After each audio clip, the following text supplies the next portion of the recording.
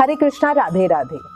हम अपने एकादशी व्रत का पारण कैसे करें, इस विषय पर हमारे पास बहुत सारे प्रश्न आ रहे हैं। लोग अलग अलग तरह के क्वेश्चन कर रहे हैं।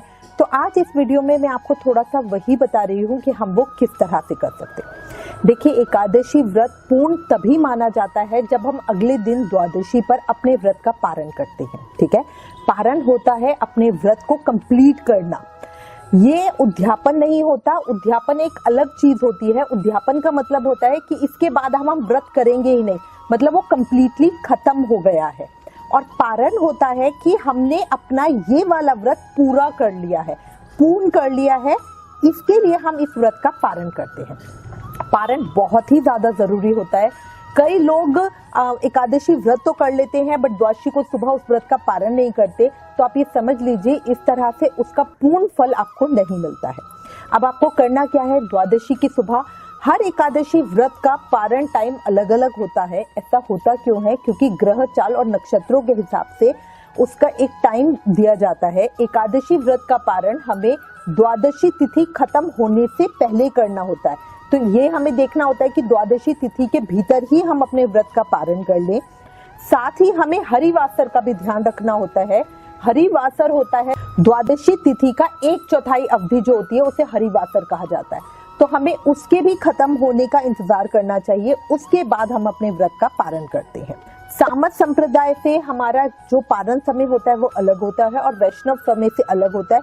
बट थोड़ा सा ही फर्क पड़ता है, बहुत ज्यादा फर्क नहीं पड़ता है। बाकी ये तिथि के हिसाब से भी फर्क पड़ता है।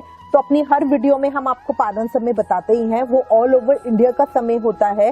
तो जो भी व्रत करते हैं, अपने व्रत का पूर्ण फल पाने के लिए अपने व्रत का पारण जरूर करें। अब इसकी विधि क्या है? द्वादशी को हम उठेंगे, पूजा पाठ कर लेंगे। मैंने अपनी पूजा कर ली है। उसके बाद ब्राह्मण के निमित्त आपको अगर सीधा निकालना है, ब्राह्मण जिमाना है, घर में उनको भोजन कराना है, आप जिस भी तरह से जो भी आपकी सुविधा हो उस अनुसार करें। जरूर दान जरूर करें। अगर आप ज्यादा कुछ नहीं कर सकते कि मैं ब्राह्मण को जिमा नहीं सकती हूँ या मैं अपने घर पे बुला के भोजन नहीं करा सकती हूँ, अर्ली मॉर्निंग खाना बनता नहीं है, या जो भी और भी कोई परेशानी हो, कोई ब्राह्मण नहीं मिल रहा है, कई जनों के घरों के पास होते हैं ब्राह्मण ही नहीं मिलते हैं, तो ऐसी स्थिति में आप पैसे निकाल कर रख दीजिए ब्राह्मण के भोजन के निमित्त। और जब भी आपको कोई जरूरतमंद मिले, ब्राह्मण मिले, तो उनको आप वो पैसे दे दीजिए। अब ये करने के बाद अब हम अपने व्रत का पारण कर रहे हैं। जिन लोगों ने निर्जल व्रत किया है वो ठाकुर जी का चरणामृत और तुलसी दल लेकर ही अपने व्रत को खोलेंगे। व्रत आपने पूजा कर ली, ब्राह्मण के निमित्त निकाल दिया। उसके बाद आप अपने हाथ में सबसे पहले 7 चने लेंगे।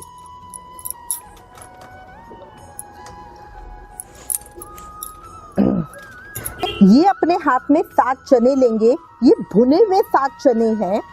गिनती के ही हम लेंगे, ऐसा नहीं कि मुट्ठी भर के या थोड़े, जैसे भी 7 चने गिनकर मैंने लिए हैं। अब इनको बीच में से अगर आप चाहोगे ना, देखिए यहाँ पे निशान बना होता है, तो ये स्प्लिट हो जाते हैं, 2 टुकड़ों में ऐसे टूट जाते हैं बिना किसी परेशानी के लिए। इसको आपको चक्कू की या किसी और चीज की जरूरत नहीं है। ये बीच में मार्क बना होता है, इसमें आप इस तरह से बड़े आराम से निकल जाते हैं। अब इन 7 चनों के हम 14 हिस्से कर लेंगे। तो बीच में से ऐसे हाफ करते हुए इसके हम 14 हिस्से कर लेंगे। ये देखिए, ये मेरे 7 चनों के 14 हिस्से कर लिए हैं। अब हम ठाकुर जी के सामने बैठेंगे। अब हम कान्हा जी के सामने बैठेंगे और अपने मन में विचार करेंगे, हे ठाकुर जी, मेरे पिछले 7 जन्मों के जो भी मैंने मानसिक, वाचिक, शारीरिक कर्म किए हैं, जो बुरे कर्म किए हैं, उनसे मुझे मुक्ति मिले, उन पापों से मुझे मुक्ति मिले। तो इस तरह विचार करते हुए ये 14 को अपने सर के पीछे से पीछे फेंकेंगे। इस तरह करते हुए अपने ये जो हमने 14 लिए हैं, इनको हम अपने सर के पीछे फेंकेंगे। मन में विचार करते हुए ठाकुर जी से प्रार्थना करेंगे। अब ये तो करेगा हर कोई, पीछे मुड़ के उन चनों को देखना नहीं है, उसके बाद उनको उठाना नहीं है। वो चने अपने आप से, पैरों से, झाड़ू से इधर उधर हो जाते हैं। ये माना जाता है वो हमारे पिछले जन्मों के बुरे कर्म हैं जिनको हमने अपने ऊपर से निकाल दिया है। और हर बार हम ठाकुर जी से यही प्रार्थना करते हैं, ठाकुर जी, पिछले जन्म में तो हम जाने क्या थे, हमारी बुद्धि कैसी थी, अब आपकी कृपा मिली है, अब हम आपके सानिध्य में हैं, तो कम से कम अब हमारे जितने बुरे कर्म है वो हमारे ऊपर से निकल जाए, उनका प्रभाव हम पर ना पड़े। इसी प्रार्थना के साथ उन चनों से हम ठाकुर जी से ये प्रार्थना करते हैं। अब इसके बाद जिन्होंने निर्जल व्रत किया है वो 7 अंजलि अपने हाथ में अपने सीधे हाथ में 7 चम्मच ऐसे करके जल लेंगे और उसका पान करेंगे, और 1 तुलसी दल लेके उसका पान करेंगे। इस तरह भगवान के समक्ष बैठे हुए ही हमारा व्रत खुल जाएगा। जिन्होंने फल खा के या फलहार खा के, कूटू सिंघाड़े के आटे से बना खाना खा के अपना व्रत किया है, वो जो ये हमारे जो चने हैं, 7 चने लेकर,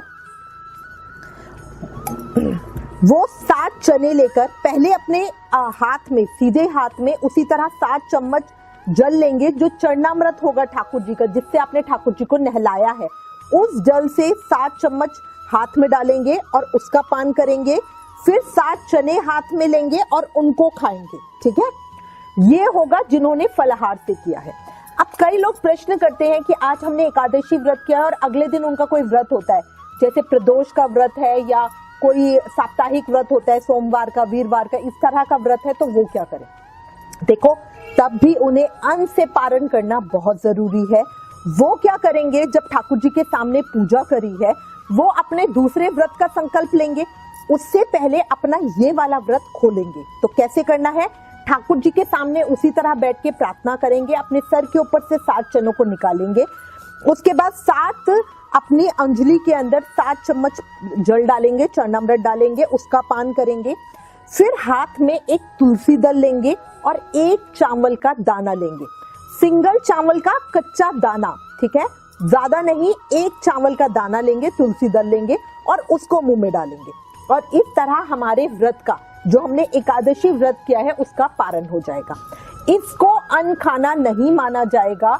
जो हमने 1 चावल का दाना लिया है, वो हमारे एकादशी व्रत को तो पूर्ण कर देगा, पर दूसरे व्रत में ये हमारा अन्न खाना नहीं माना जाएगा। ठाकुर जी के श्री चरणों में हम प्रार्थना करेंगे, ठाकुर जी, आपको पता है आपकी भक्ति में मेरा दूसरा व्रत है और मैं इसमें आपकी मदद चाहती हूँ, आपकी हेल्प चाहती हूँ, आपकी मैं इच्छा चाहती हूँ कि वो दूसरा व्रत भी मैं अपना पूर्ण कर पाऊँ। इसी आज्ञा के साथ, इसी प्रार्थना के साथ हम ठाकुर जी के सामने अपनी ये प्रार्थना रखेंगे और अपना जो दूसरा व्रत है उसका संकल्प लेके उसको शुरू करेंगे। मैं उम्मीद करती हूँ इस वीडियो में मैंने आपके सभी प्रश्नों का उत्तर दे दिया है और कुछ प्रश्न नहीं बचा है हमारे एकादशी व्रत पारण से संबंधित। अगर अभी भी आपके पास कोई प्रश्न हो तो प्लीज हमें लिखिएगा। इसी तरह अपना प्यार और सहयोग देते रहिएगा। आप हमें फेसबुक पे और इंस्टाग्राम पर भी फॉलो कर सकते हो। Please like, share and subscribe. Thank you. Hare Krishna.